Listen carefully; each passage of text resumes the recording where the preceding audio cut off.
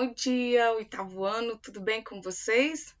Prontos para começarmos então o nosso volume 2 do Positivo de Geografia? Que bom!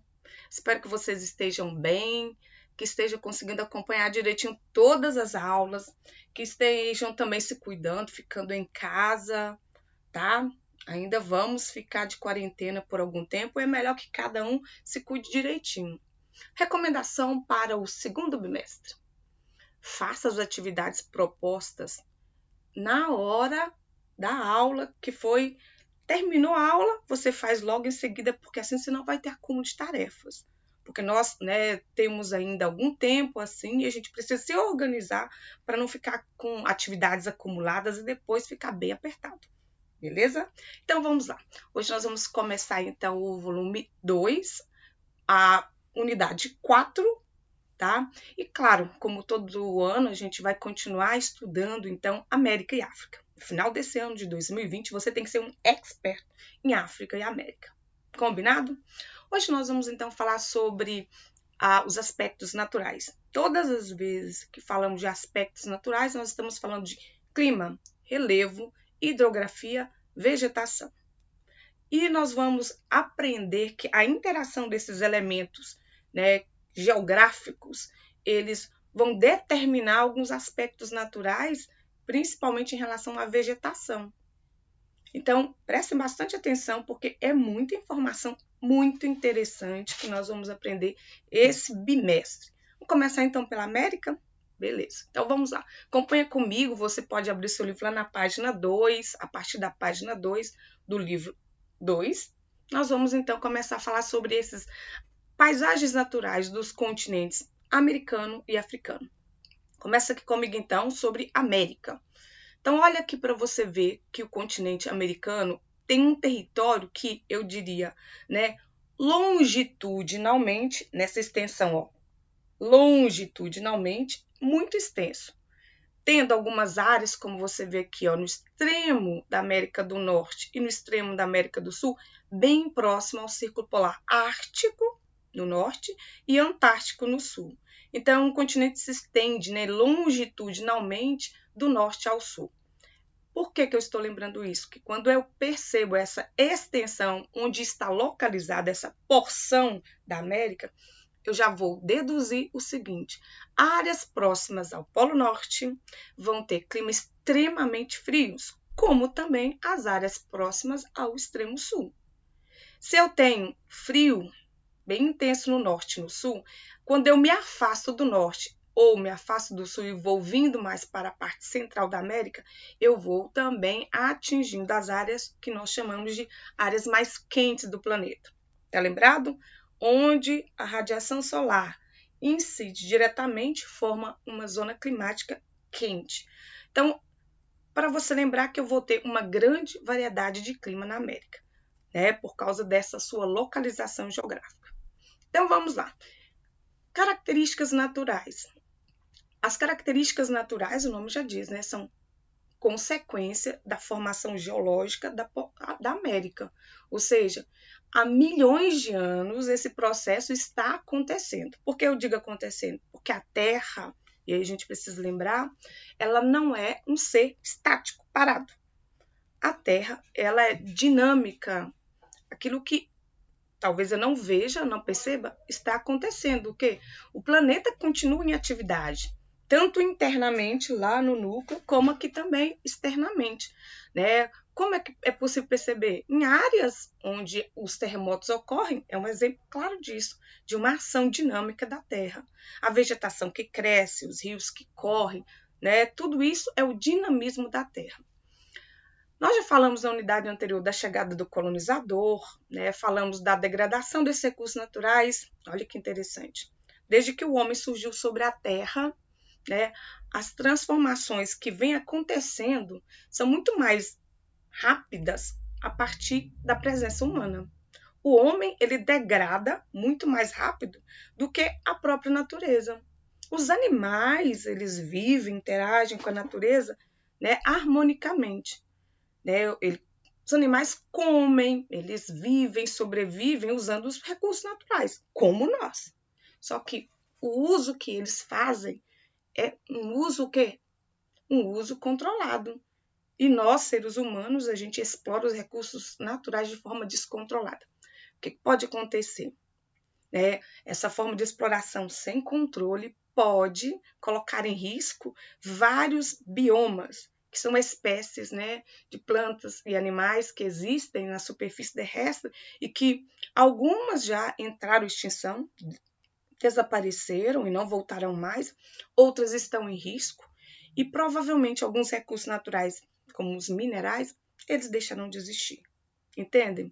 Então, nós, seres humanos, que somos aqueles que fazemos as ações chamadas antrópicas, ações humanas, degradamos muito mais rápido, tá, do que as outras espécies animais que existem no planeta também. E nós dividimos todo o planeta Terra junto com animais, plantas, né? Então, os animais, eles sobrevivem, mas sem, degradar. E nós já sobrevivemos os recursos naturais, degradamos e colocamos em riscos vários desses recursos. Então, existe o quê? A ameaça à manutenção da vida. Presta atenção.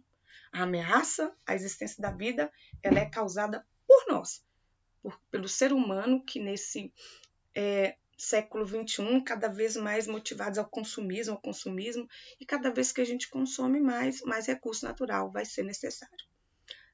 Em todo o planeta isso acontece? Sim. Nessa unidade, a gente vai falar mais sobre América e África. Então, vamos lá. Para você lembrar, isso é só para você lembrar que eu estou falando de uma extensão territorial que há milhões de anos, formou uma única massa. Dá uma olhada aqui, ó. Havia uma única massa, Pangeia, depois se divide em Laurásia e Gondwana e vão se separando como um enorme quebra-cabeça até chegar ao que nós somos hoje. Então, se você olhar aqui, olha, o continente africano e o continente americano, eles estavam unidos. Tanto é, que a gente percebe que aqui, ó, na América do Sul, especificamente no Brasil, se encaixa perfeitamente que na costa oeste da África, como um quebra-cabeça se encaixava aqui e foi se dividindo. Vamos começar então falando sobre isso. Nessa divisão que aconteceu, nessa separação da América e da África, nós vamos ver que uma porção ela se estendeu para o norte, outra para o sul, e depois formou-se um istmo. Istmo, essa porção estreita aqui, ó, que você vê no mapa, que nós chamamos de América Central. É a parte mais estreita, daí o termo istmo liga a América Latina, ou América do Sul, à América do Norte. Então, eu tenho, por isso, uma divisão das Américas em o bloco do norte, chamado América do Norte, esse istmo chamado de América Central e aqui a América do Sul, tá? Então, eu tenho também, como limites geográficos, lembra aí dos limites geográficos? Um oceano que banha a costa leste, que chamamos de oceano o quê? Muito bem, Oceano Atlântico. Um oceano que banha a costa oeste, que é o Oceano Pacífico. Então, isso é importante. Eu tenho o Oceano Atlântico no leste, o Oceano Pacífico no oeste. Eu tenho no norte um outro oceano também, o Oceano Glacial Ártico. E no sul, o Oceano Glacial Antártico. Então, veja, são 4 limites geográficos: norte, sul, leste e oeste. O norte, o Oceano Glacial Ártico. No sul, Oceano Glacial, isso, Antártico. No leste, Oceano Atlântico e no oeste, o Oceano Pacífico. Então, e outro detalhe importante que você também já sabe, mas precisamos recordar. Eu tenho também que lembrar das linhas imaginárias que cortam o continente americano. Por quê, Vilma? Porque a partir dessas linhas imaginárias a gente vai entender quais as porções da América que tem mais calor, menos calor, que recebe mais radiação solar, menos radiação solar. Então, vamos lá.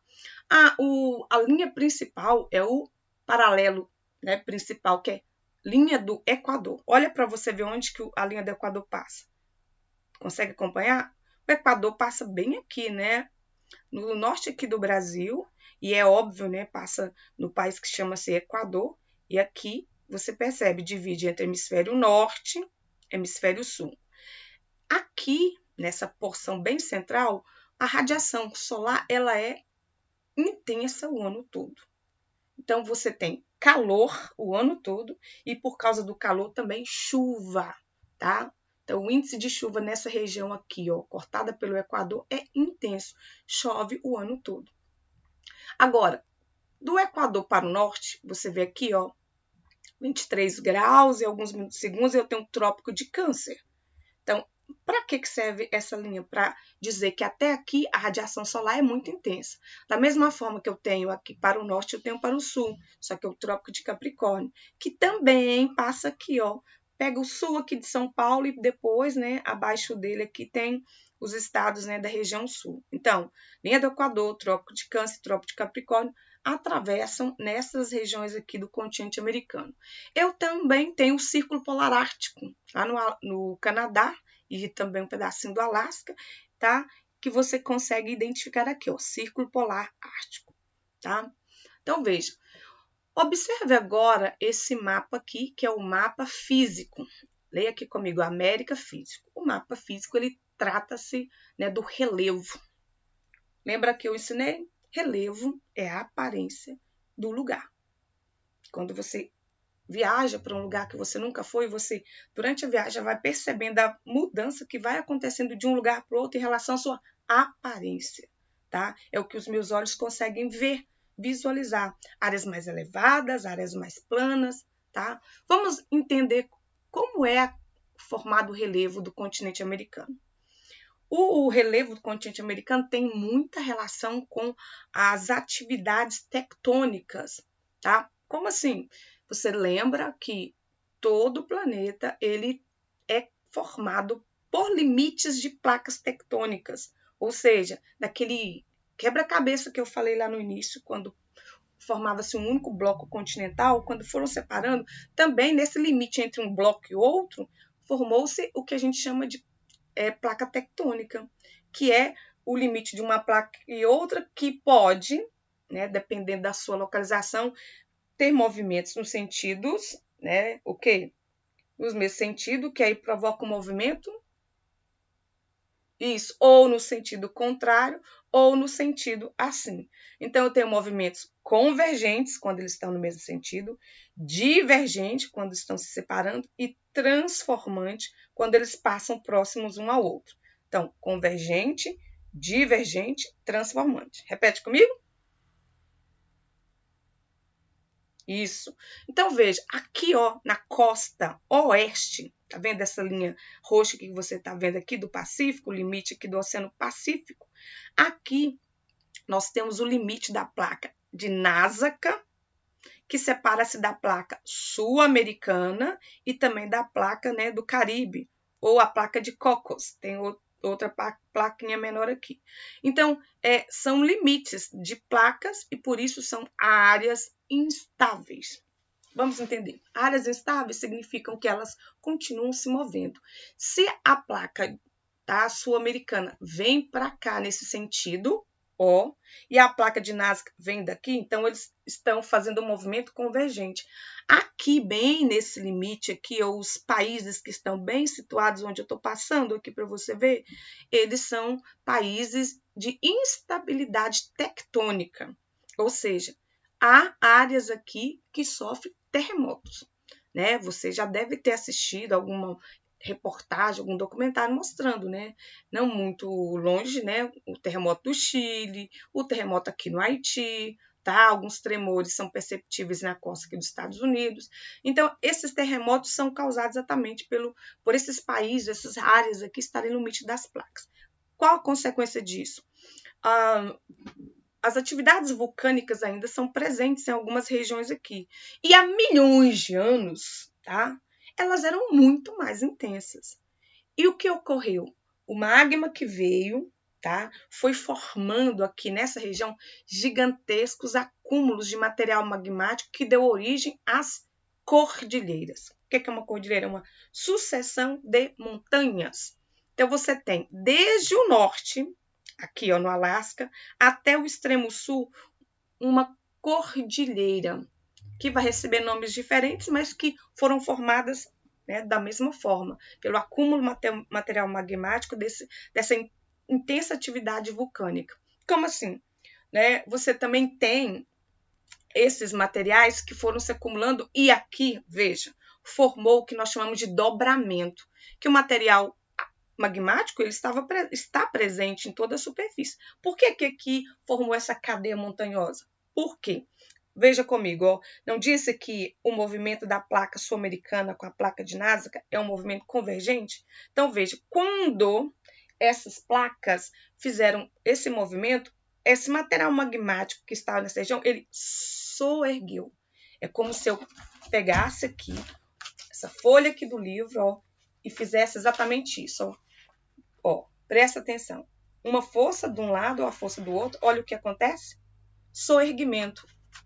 Isso aqui é o que fez com que surgisse a Cordilheira dos Andes, as Montanhas Rochosas, a Sierra da Madre Ocidental. Veja, força de um lado, força do outro, e soergueu, levantou. Geologicamente, essa cordilheira, ela é jovem. Se eu for pensar geologicamente em quando isso aconteceu, ela é jovem, tá? Porque se eu pegar aqui, ó, o Planalto Central brasileiro, você está vendo aqui, Planalto brasileiro, a Sierra do Mar, a Serra do Mar e a Serra do Espinhaço, que você também vê aqui, essas também foram formadas pelo acúmulo do material magmático. Só que não tendo forças para soerguer, elas foram acumulando-se um depósito sucessivo ao outro e foi formando montanhas, mas não formando uma cadeia montanhosa, né? Mas áreas sucessivas aqui, ó, que não são tão extensas quanto a Cordilheira dos Andes e que, geologicamente, essas serras aqui, ó, Serra do Mar, Serra da Mantiqueira, Serra do Espinhaço, elas são muito mais antigas. O depósito do material magmático aqui, geologicamente, ele está em torno de 350 milhões de anos atrás. E aqui, a Cordilheira dos Andes, uns 250, um pouco mais, milhões de anos. Ou seja, geologicamente, essas regiões montanhosas aqui do Brasil são mais antigas do que a Cordilheira dos Andes. Uma outra forma também de eu verificar e comprovar isso é pelo desgaste. Quando você vai para a região, né, da Serra da Mantiqueira, Serra do Mar, que pega Minas, Espírito Santo, São Paulo, Rio de Janeiro, você percebe que o topo dessas montanhas estão gastos, estão mais arredondados, não, são mais gastos mesmo, como você vê aqui, ó, cheio, né, de esculturas naturais. O tempo, o intemperismo, a chuva, o sol, o vento, a água, vai modificando esse relevo. A região dos Andes, você percebe que o cume, né, o topo da montanha, ele é mais arredondado. É um sinal de que a ação, né, do tempo é menor. O intemperismo naquela região ainda não causou tanto gasto. Ainda, que obviamente, com o passar do tempo, isso também vai acontecer. Mas o processo, ele é extenso, demora-se muito tempo. Então, vamos lá.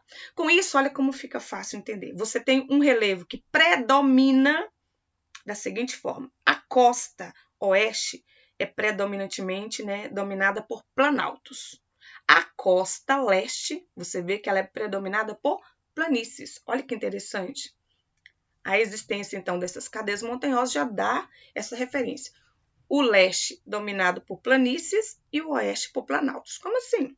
Planícies são áreas mais ou menos planas. Não é 100% plana, mas se comparado com as outras áreas, ela é mais plana, ok? Então, você tem planícies na costa leste, planaltos na costa leste, e a parte central você pode ter alguma variação, como o caso aqui, ó, Planalto Central brasileiro. Você tem áreas aqui ainda no Planalto Central dos Estados Unidos, que é uma extensão das cadeias rochosas, né, as montanhas rochosas. Mas vejam, eu tenho o Everest, que é o topo do mundo, com uma altitude, né? O Pico do Everest, a Cordilheira do Himalaia, onde está o Pico do Everest, é a parte mais elevada do planeta. O Pico do Everest ele mede 8.848. Aqui no continente americano, os picos mais elevados, eles ultrapassam pouco mais de 6.000, que é o aqui, ó, Aconcagua, que fica aqui na Argentina, e um pico aqui no Alasca. Eles chegam a 6.000 e pouco. Mas, em média, você não vai ter áreas tão elevadas. O Brasil, por exemplo, o relevo brasileiro, as montanhas, os picos elevados do Brasil, né, o pico da neblina, tá? Eles chegam a, em média, 900 metros de altitude, né? O pico do espinhaço, o pico da neblina, 1.000, 1.100, 1.200. Então, no Brasil, as alturas, né, do relevo não são tão grandes, né? Na América, também não. Então, você vê aqui, ó, as cores do mapa físico é para exatamente nos indicar onde que são os pontos mais elevados. Em cor marrom, que você está vendo que o marrom bem escuro, consegue ver? É os pontos mais elevados, que está em média 4.000 metros de altitude. As áreas em verde claro, você vê aqui, o verde clarinho, que contorna aqui o litoral da costa leste, as áreas de planície aqui, ó, a planície amazônica, são áreas, né, mais baixas, de 0 a 200 metros de altitude, altura. E as altitudes em laranja, ou esse laranja mais clarinho, ou laranja mais forte, varia entre 500 a 1.000 metros. Aqui você está vendo a imagem que eu disse há pouco. O relevo, então, nessa parte central do Brasil, na costa leste, apresenta um desgaste maior do que o relevo da costa oeste. O desgaste, como eu já expliquei para vocês, é a ação, né, do vento, da chuva, do sol, a água, que é o maior elemento erosivo, ela retira das regiões mais elevadas pequenos fragmentos, partículas, e leva, carrega das áreas mais altas para as áreas mais planas. Então, o que a gente percebe? Eu tenho uma região montanhosa e a área vizinha é uma região de bacia sedimentar. Olha que interessante. Bacia sedimentar, porque os sedimentos que foram extraídos, retirados das áreas mais elevadas, foram transportados ou pelo vento ou pela água, né, da chuva ou a água de um rio, e levado para as regiões mais baixas. A própria força, né, gravitacional carrega para a parte mais baixa e acumula ali. Então, veja, eu tenho aqui, olha para você ver aqui no Brasil.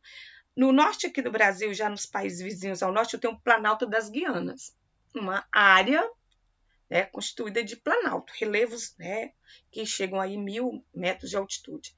Próximo ali, eu vou ter, então, a bacia amazônica, né, bacia sedimentar. Da mesma forma que eu tenho entre o Planalto das Guianas e o Planalto brasileiro. Então, entre essas duas áreas elevadas, eu tenho uma área de bacia sedimentar, que é uma área de planície. Olha para você ver a cor verde, que é exatamente o quê? O acúmulo de material transportado tanto aqui do norte, no Planalto das Guianas, quanto aqui na parte central do Planalto brasileiro. Uma lógica, né, bem interessante. Aqui também você vai ver a mesma coisa. Ó, você tem as montanhas rochosas aqui na costa oeste americana, né, estadunidense. Você tem uma planície aqui no litoral, mas você tem entre uma bacia, o quê? Sedimentar. Compreenderam? Então, olhando aqui agora as características, eu tenho então leste, que eu também chamo de oriente, né? Oeste, que eu chamo de ocidente. Então, olhando aqui para a costa ocidental, destaca-se elevadas cordilheiras de formação geológica mais recente, mais jovem. A parte central, predomínio de planícies e áreas também de depressão. Depressão é uma área que, em relação às suas áreas vizinhas, ela é mais baixa, tá? Aqui no Brasil a gente tem, né? O Pantanal é um exemplo disso, né? Fica numa região que vizinha, as outras áreas estão uma área rebaixada. Então, tem áreas montanhosas e ele é mais baixo e ele acaba recebendo toda a água, né, do verão. E aí a região pantaneira fica alagada exatamente porque é uma área depressiva. Eu tenho a parte oriental, que é o leste ou oriente, que predomina planaltos e montanhas, mas de formação geológica bem mais antiga, por isso desgastados, né, por causa do processo erosivo. Aqui, então, é só para você verificar isso. Ó. A ação, então eu já falei do relevo, mas eu quero que você olhe nesse mapa aqui, que eu tenho aqui ó, correntes marítimas que saem das regiões próximas ao Equador, você está vendo? E que vão para determinadas regiões, levando água mais aquecida. Porque a radiação solar tanto aquece o continente, quanto aquece o que nós chamamos de águas superficiais. As águas superficiais são aquelas, né? O nome já diz, na superfície. Quanto mais profundo você adentrar no oceano, no mar, você vai vendo que a temperatura da água vai mudar. O aquecimento é só da água superficial. As águas mais profundas são extremamente frias. O movimento dessa água, obviamente, né, a força do vento, faz com que a água esteja em constante movimento, as ondas, as marés. Então, leva também água aquecida, que vai colaborar para um outro fenômeno, né, que é a evaporação, a formação de nuvens, né, de umidade, que são responsáveis por chuva. Um outro detalhe, falando em chuva, é a questão aqui, ó.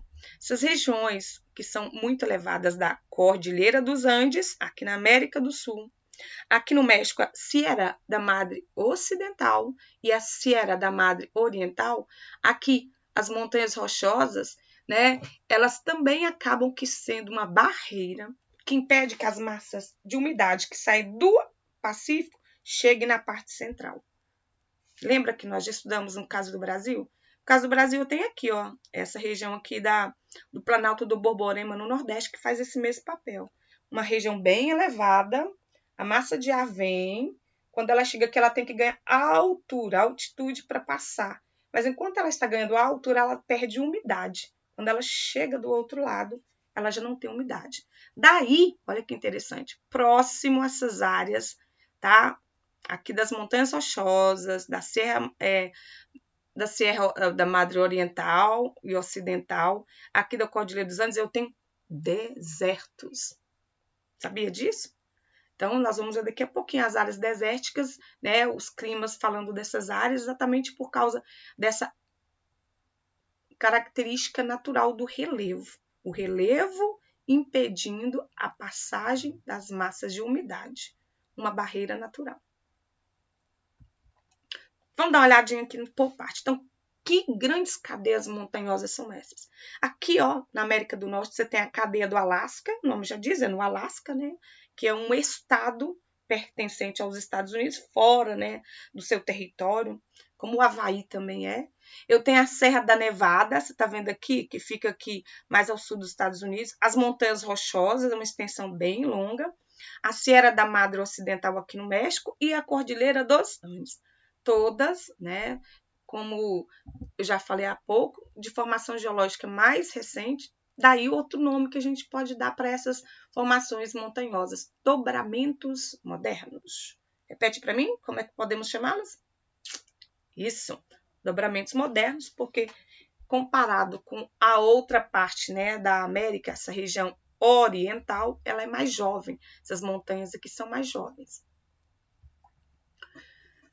Bom, o relevo, ó, vamos estudar todos os aspectos, né, naturais. O relevo é um desses elementos geográficos que vai também determinar um outro elemento, que é a questão da hidrografia.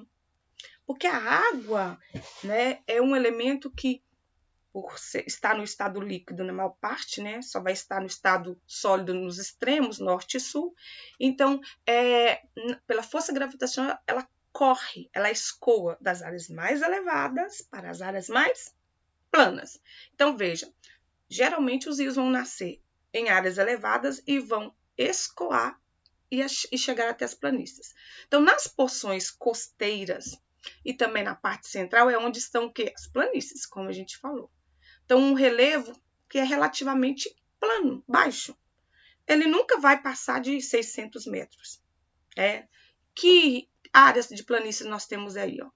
A grande planície central, onde fica, nos Estados Unidos, onde fica o rio Mississippi, olha que interessante, um rio bem caudaloso, ele tem mais de 3.000 quilômetros de extensão. Vamos ter aqui no Brasil, na parte central, também a planície amazônica, tá lembrado que eu mostrei aqui, ó? Vamos lá, ó, a planície aqui, ó, do Mississippi, essa área mais clarinha, e aqui no Brasil, você tá vendo? Pois é, então veja aqui, ó, eu vou ter a planície amazônica, que o rio Amazonas, ele, desde onde ele nasce no Peru até onde ele deságua, né, no Atlântico Norte, ele vai ter 6.992 quilômetros. É o mais extenso do mundo, tanto em extensão como também é o rio mais caudaloso, com o maior volume de água também do mundo. Então, o rio Amazonas tem esse título, o maior extensão e o maior em volume de água. Temos a Bacia Platina. Bacia Platina, onde fica? Aqui, ó, né, o encontro do rio Paraguai, do rio Uruguai, tá? Na região do Prata, como chama aqui, ó, da fronteira Brasil, Paraguai e Uruguai. É a região da Bacia Platina, tá? que é uma região importante na economia, né, da América do Sul, porque exatamente ali, né, no encontro das águas desses rios, do Rio Paraná com o Rio Paraguai, temos a usina hidrelétrica de